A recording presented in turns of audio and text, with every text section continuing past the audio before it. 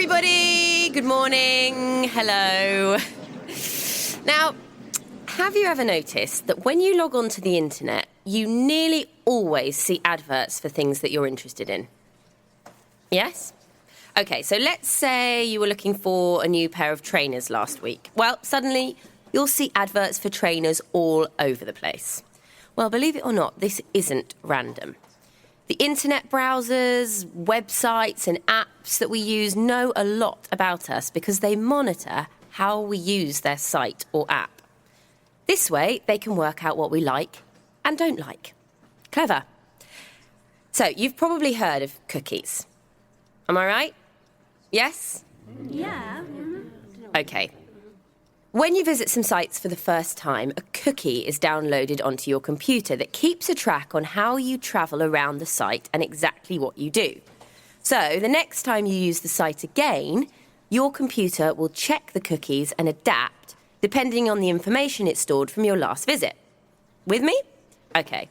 So, without even thinking about it, we give out a lot of information that can then be used to personalise our online experience. Now, I saw a great presentation last week by the internet activist Eli Pariser, and I want to tell you a little bit about it. He wrote a book a few years ago called The Filter Bubble, and I think it's something that we should all know about. Here's the book. We actually have it in the school library if you want to borrow it. In this talk, I'm just going to give you a little taster. Now, he likens the filter bubble to an ecosystem, and he claims it is something that we should all be worried about. Now, after reading his book and watching his talk, I've got to say I agree with him. I think it's something you should all know about too. So, let me try to explain using a simple example. Imagine I support a political party. So to keep this really simple, let's call it the Yellow Party. Okay, so let's say I have lots of friends who also support the Yellows, but some of my friends support the Reds. Now, on my favourite social media site, I want to see the posts from all my friends, but I tend to click more on the links that are posted by my friends who support the Yellows, like me, obviously. Even so, I do still want to see what the Reds are posting about. With me? Okay.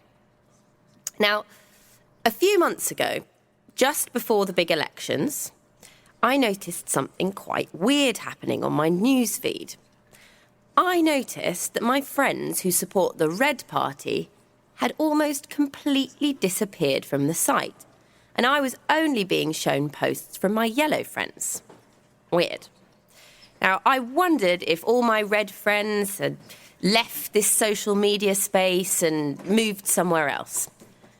But when I clicked on their profiles to check, I could see that they had been busy posting links and talking to people, but their posts were being hidden from me. And it's only now I understand why.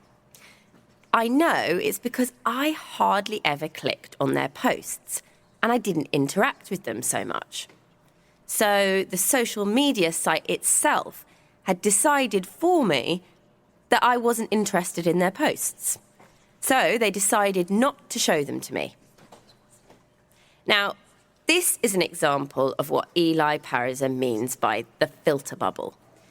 It's when the websites and apps choose what information we can and can't see. Does that make sense?